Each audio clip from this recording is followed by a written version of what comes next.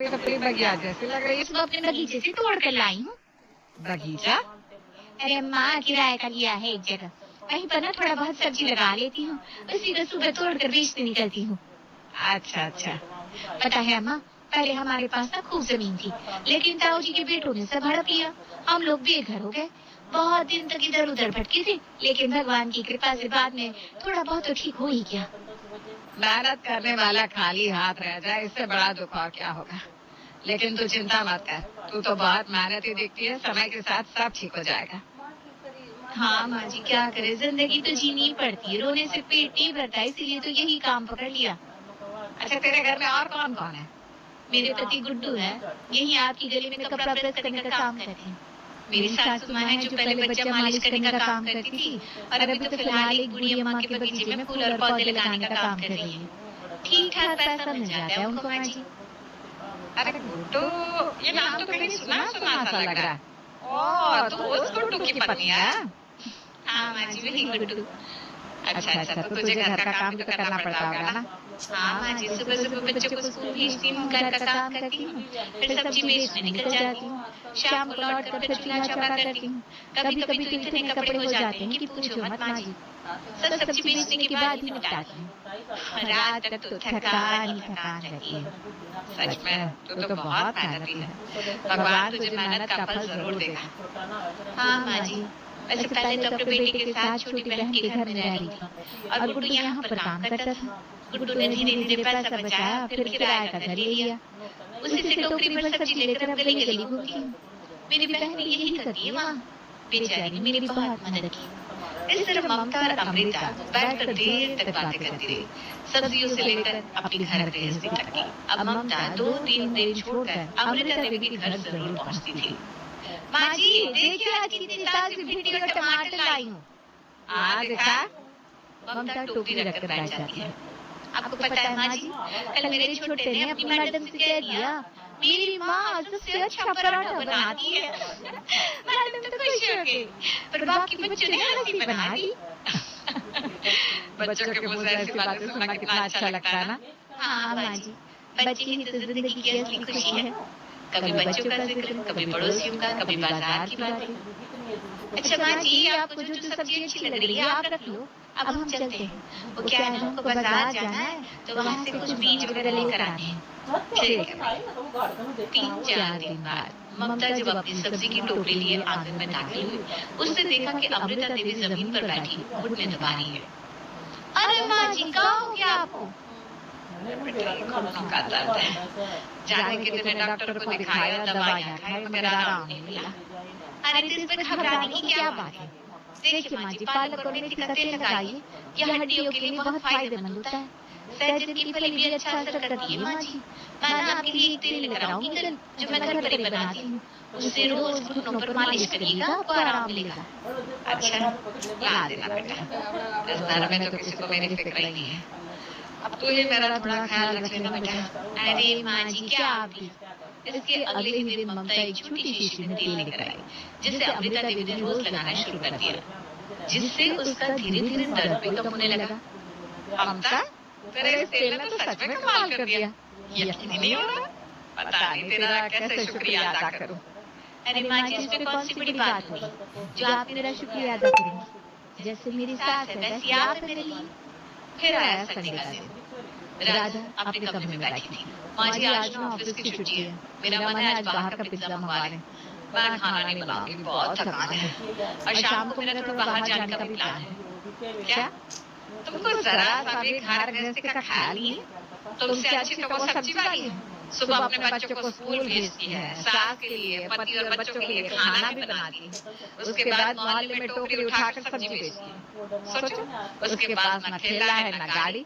कितनी मेहनत लगती होगी उसे। और एक तुम हो, इतनी सुविधाएं मिलने के बावजूद भी छुट्टी का बहाना बना रही हो। हाँ जी, आपका ना यही तरीका है, हर वक्त तुलना। अब दूसरों की बातें कर करके इस घर को ही उजाड़ रही हूँ। पहले मैं आपकी बातें चुपचाप सुन लेती थी, पर अब चुप नहीं रहूंगी। मेरा भी हक है। अरे हर किसी की जिंदगी अलग होती है, उसकी अलग जिम्मेदारियां हैं, मेरी अलग है। और ये मत सोचिए कि कमियां सिर्फ मुझ में हैं। आपको अभी वो अच्छी दिख रही है, पर कौन जानता है अंदर से वो कैसी है। अरे लेकिन तू उसकी बराबरी कभी नहीं कर पाएगी, समझी? वो बहुत अच्छी है, मेहनती है, और तू तो बस आराम चाहती है। बात इतनी बढ़ गई कि राधा गुस्से में उठी, मोबाइल उठाया और चुपचाप घर से निकल गई। देखा, चली गई बिना कुछ कहे। यही है आजकल की बहू में। तब इसी शाम को थोड़ी देर बाद विजय घर लौटा। क्या हुआ? अरे तेरी पत्नी को समझाना बेटा, छुट्टी के दिन खाना बनाने से मना कर देती है, पिज्जा मंगाने की बात कर रही है और ऊपर से मुझे उल्टा जवाब देती है। अब विजय को भी गुस्सा आ गया। थोड़ी देर बाद राधा लौटी तो उसने दरवाजा खोला और उसके अंदर आती, दादा, ये मैं क्या सुन रहा हूँ? तो माँ जी ने आपके पहले ही कान भर दिए। विजय, माँ जी की आदत है जरा जरा सी बात पर गुस्सा करना। मैंने कोई गलत बात नहीं की थी इनसे, बस इतना कहा कि आज संडे है, मैं थकी हुई हूँ, बाहर से पिज्जा मंगवा रहे थे, उसमें गलत क्या था? अरे मैं भी तो इंसान हूँ, दिन भर ऑफिस में बैठना, घर आकर कपड़े धोना, खाना बनाना सब करती हूँ ना। अगर मुझे संडे को थोड़ा आराम मिल जाए तो इसमें बुरा क्या है? लेकिन दादा, तुम्हें माँ को पलट कर जवाब तो नहीं देना चाहिए था ना? विजय, माँ जी मेरी कंपैरिजन किससे कर रही थी पता है? उस सब्जी वाले से। अरे उसकी लाइफ अलग है, मेरी अलग है। और वैसे भी माँ जी को खुद पिज्जा पसंद है, लेकिन हमारे सामने नाटक करती है कि उन्हें पसंद नहीं है। अरे माँ जी, मैं इतनी भी बुरी नहीं हूँ कि आप लोगों को भूखा रखूं। ये देखिए, आप लोगों के लिए मीडियम साइज की 3 पिज्जा लेकर आई। चलिए अब बैठकर खाते हैं। नहीं, मुझे नहीं खाना पिज्जा पिज्जा, बिल्कुल नहीं खाना। आज तो मुझे कढ़ी चावल खाने का मन कर रहा है। विजय ने स्थिति को संभालने की कोशिश की। हाँ देखिए, 8:30 बज गए। अब कढ़ी चावल बनाने के लिए बहुत टाइम लगेगा। वैसे भी राधा पिज्जा लेकर आ गई है, इन पिज्जा का क्या होगा बताइए? ये तो वेस्ट हो जाएंगे ना। चलिए फिलहाल इसे खा लेते हैं, जिद मत करिए ना माँ। अमृता देवी अपने बेटे के समझाने पर मान जाती है। वहीं अगले दिन अमृता देवी आंगन में रखी कुर्सी पर बैठी हुई थी। उनके हाथ में अखबार था और बगल में चाय का कप रखा था। माँ जी, अरे ओ माँ जी। अरे ममता, इस वक्त शाम को? सब्जी तो मैंने परसों ही ले ली थी, आज तो मुझे जरूरत नहीं है बेटा। अरे माँ जी, आज सब्जी बेचने नहीं आई हूँ। ये देखिए, मैं आपके लिए लेकर आई हूँ ताजा पालक। पालक? हाँ माँ जी, मेरी सहेली है ना, उसके आंगन में पालक लगाए थे, तो मैंने सोचा थोड़ा उसके बगीचे से और थोड़ा अपने बगीचे से मिलाकर आपके लिए तोड़ लाऊं। बिल्कुल ताजा है, 2 दिन तक आराम से चल जाएगा। अरे लेकिन इसकी क्या जरूरत थी? क्यों जरूरत नहीं थी? आप भी तो कहती रहती है आपको चक्कर आते हैं, कमजोरी से लगती है। माँ जी, मुझे तो लगता है आपके शरीर में खून की कमी है। यही तकलीफ हमारी सासू माँ को भी थी। उन्हें तो मैंने ढेर सारा पालक खिला खिला कर एकदम तंदुरुस्त बना दिया। अब आपकी बारी है माँ जी, आप चिंता ना करें, आपको भी पालक खिलाकर बिल्कुल अच्छा कर दूंगी। हाँ, ये देखो, बड़ाई होकर भी मेरी छोटी छोटी बातों का इतना ध्यान रखती है। मैंने यूं ही एक दिन कह दिया मुझे चक्कर आते हैं, कमजोरी लगती है, मगर इसने तो उस बात को पकड़ लिया और मेरे लिए पालक ले आई। और एक मेरी बहू है, छोटी छोटी बातों को तो छोड़ो, बड़ी बड़ी बातों का भी ध्यान नहीं रखती है। ए माँ जी, कहाँ खो गई आप? अरे कुछ नहीं कुछ नहीं। अच्छा ये बताइए, आपको और कौन कौन सी तकलीफें होती हैं? अरे बेटा, बुढ़ापा है, बुढ़ापे में तो कुछ न कुछ होता ही रहता है। अब आंखें भी पहले जैसी नहीं रही, आंखें भी कमजोर हो गई है। माँ जी, आंखों के लिए ना गाजर बहुत अच्छी होती है। गाजर का रस बना लीजिए, ये सब्जी बना लीजिए, आंखों की रोशनी तेज होती है उससे। हाँ बेटा। और सिर्फ गाजर नहीं, टमाटर भी खाइए, उसमें भी विटामिन होता है। पालक तो आप खा रही है, ये भी आंखों के लिए अच्छा है। और हरी मटर, शिमला मिर्च, मकई, ये सब भी आंखों के लिए फायदेमंद है। अरे ममता, तुझे तो बहुत जानकारी है। हाँ माँ जी, वो क्या है ना, सब्जियों के बीज रहते हैं तो सोचा कि थोड़ी सब्जियों के बारे में छानबीन करें। और आजकल आपको तो पता ही है, इंटरनेट का जमाना है, तो हम भी जरा वीडियो में ये सब चीजें देखते रहते हैं माँ जी। अच्छा, तो कल मैं आपके लिए गाजर और हरी मटर लेकर आऊंगी। अरे तो इंटरनेट की तो बात ही मत कर, उसी में तो दिन भर मेरी बहू लगी रहती है, और एक तू है, मेरा कितना ख्याल रखती है। अरे माँ जी, आप भी तो मेरी माँ जैसी हो, इसीलिए करती हूँ। ममता, सच कहूं, तेरे जैसी औरत मैंने कम देखी है। अपने घर परिवार का बोझ भी उठाती है और दूसरों का भी ख्याल रखती है। माँ जी, यही तो जीवन है, दूसरों के काम आ जाए, यही असली कमाई है मेरी। कुछ देर बातें करने के बाद उसने अचानक झुककर अमृता देवी का पैर पकड़ लिया। अरे ये क्या कर रही है ममता? रहने दे बेटा, मत दबा। नहीं माँ जी, आपको रोज दर्द की शिकायत रहती है ना, थोड़ी देर दबाऊंगी तो आपको अच्छा लगेगा। और वैसे भी ना आज मेरी सब्जियां सारी बिक गई हैं, तो मेरे पास थोड़ा समय भी है। अरे नहीं बेटा, रहने दे, तुझे बहुत काम होता है।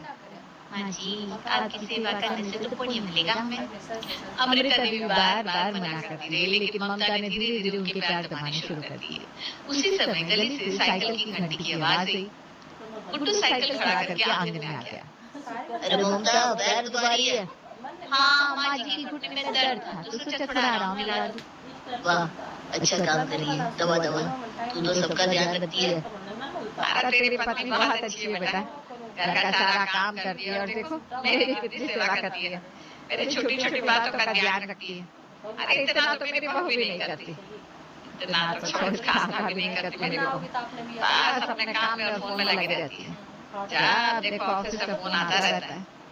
क्या करूं भाई, सबकी जिंदगी है, कुछ न कुछ परेशानियां होती रहती है। अच्छा माँ जी, फिक्र मत करो, सब ठीक हो जाएगा। वैसे सच कहूं तो ममता मेरी भी बहुत सेवा करती है। सुबह से सब्जी लेकर मोहल्ले में घूमती है, थक कर घर आती है, फिर भी मेरी माँ की सेवा करना नहीं भूलती। मेरी माँ को अक्सर सिर दर्द रहता है ना, तो हफ्ते में 4-5 बार ममता देर देर तक उनका सिर दबाती है। सच में? हाँ माँ जी, और बच्चों के कपड़े सब गंदे हो जाते हैं तो धोना भी इसी का काम है। मेरी माँ तो बूढ़ी हो चुकी है, उनकी कमर में दर्द रहने लगा है, वो ज्यादा कपड़े नहीं धो पाती, इसलिए कपड़े धोना हो, खाना बनाना हो, बाहर का कोई भी काम हो, सब ममता करती है। वाह ममता, माँ जी, बच्चों के स्कूल के काम में भी ये बच्चों की मदद करती है। इसने 9वीं कक्षा पास किया है, इसलिए इसे पढ़ना लिखना भी आता है। बच्चों को भी अब यही पढ़ाती है रोज। अमृता देवी की आंखें आश्चर्य से फैल गई। बाप रे बाप, सब्जी बेचने वाली को करे इतनी टैलेंटेड। ममता तुझे तो मैं मान गई। हाँ अरे माँ जी, बस कीजिए। नहीं ममता, ये सब सच्चाई है। आजकल के जमाने में तेरे जैसी औरत बहुत कम मिलती है। अच्छा ममता, चले अब? हाँ ठीक है, अम्मा चलती हूँ। अगले दिन ममता अपनी सास कमला देवी के साथ आई। अरे ममता, ये कौन है? माँ जी, ये मेरी सास है। प्रणाम दीदी। प्रणाम प्रणाम, बैठो। दीदी, हम जहाँ पहले काम करते थे वहाँ की मालकिन बहुत ही बुरी थी, बात बात पर डांटती रहती थी, कभी बोलती थी ये मत करो वो मत करो, कभी इल्जाम लगाती थी, ए तुमने मेरा ग्लास तोड़ दिया, तुमने मेरा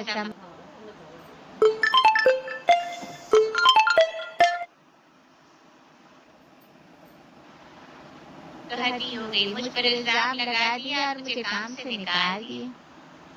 माँ जी देखिए मेरी सास कितनी सीधी सादी है, किसी का दिल दुखाने वाली तो है ही नहीं। मैंने सोचा क्यों ना आप अपने आंगन में से कुछ काम करवा लीजिए, आपका आंगन तो बहुत बड़ा है, यहाँ साग सब्जियाँ फूल पौधे सब अच्छे से लगाए जा सकते हैं। मेरी सास ने इस काम में बहुत माहिर है, चाहो तो आप शुरू में पैसे कम देना। अरे पागल है क्या, तेरी सास इस उम्र में इतनी मेहनत करेगी और मैं इन्हें कम पैसे दूंगी? कम पैसे नहीं बल्कि डबल पैसे दूंगी कमला, तुम चिंता मत करो।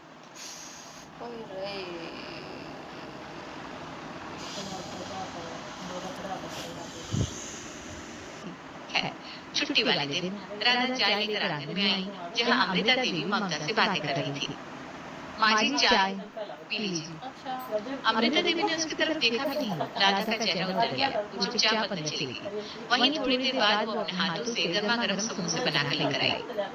माँ जी, आपको समोसे बहुत पसंद है ना, देखिए मैंने आपके लिए बनाया है।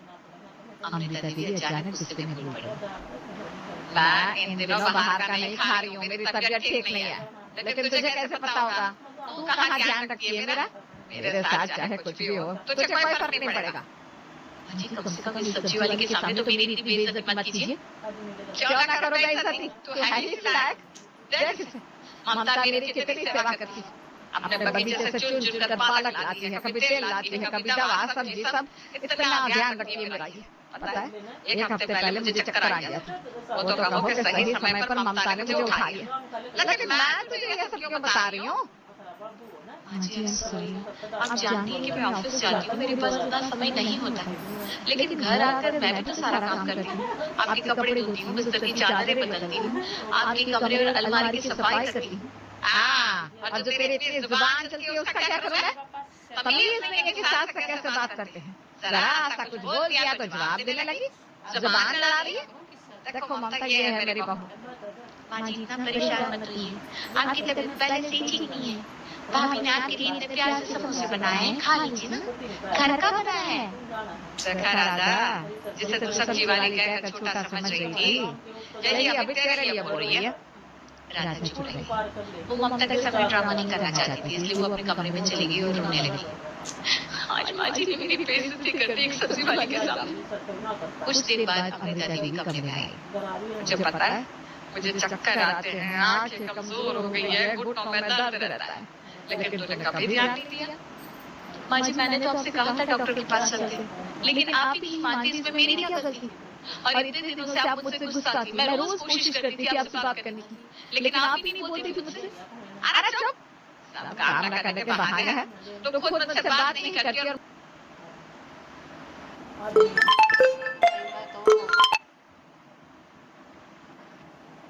तब विजय घर लौटा। माँ अब आप हद कर रही है। राधा दिन रात काम करती है, ऑफिस में जाती है, घर भी संभालती है, आपने कभी उसकी मेहनत को समझाई नहीं? अरे लड़ने झगड़ने की बजाय कभी आप अपनी बहू को समझने की कोशिश भी तो करिए। मेरा इस दुनिया में कोई नहीं है, बेटा भी नहीं। इस तरह घर में आज के दिन तो बहुत ड्रामा हुआ। वहीं कुछ दिन बीत गए, तभी 4-5 दिन बाद गुड्डू कपड़े लेने पहुंचा। बेटा मैं तो परेशान हूँ, तू जानता है ना मेरी बहू कैसी है, मेरा कोई ध्यान नहीं रखती। ममता भी नहीं आई इन दिनों, उससे बात करने का बड़ा मन कर रहा था। इतना सुनते ही गुड्डू अचानक गुस्सा हो गया। बाजी आप सोच रही है कि मेरी पत्नी बहुत अच्छी है, लेकिन सच्चाई कुछ और है। हैं? क्या बोल रहे हो, पागल हो गया क्या? अरे बाजी सच बोल रहा हूँ, ममता बहुत गुस्से है, बच्चों पर भी चिल्लाती है, मेरी माँ पर भी। कई बार तो खाना तक नहीं देती मेरी माँ को। डर के मारे आपको कुछ बताते नहीं थे। आपने सोचा वो आपकी सेवा करती, लेकिन उसका असली मकसद सब्जी बेचना और आपसे काम निकालना है। अमृता देवी चौंक गई। वो हम सबको धमकाती है, कहती है पुलिस के पास चली जाएगी। कई बार तो मुझे भी मारा है दूसरे ने, हमारे सारे पैसे भी ले लेती है। अब आप समझिए कि वो फरिश्ता है, लेकिन वो तो हैवान है, हैवान। यही उनका तरीका है, लोगों को अपनी बातों में फंसाना और सब्जी बेचना। गुड्डू इतना कहकर कपड़े उठाकर चला गया। तभी पीछे से राधा आई, जिसने सब कुछ सुन लिया था। कहिए माँ जी, अब बताइए, आपको तो ममता ही सबसे प्यारी थी ना? मैं भी उसकी तरह करूं? बताइए ना। नहीं राधा, तू तो मेरी अच्छी बहू है, तू ऐसा नहीं करेगी। राधा हंसने लगती है।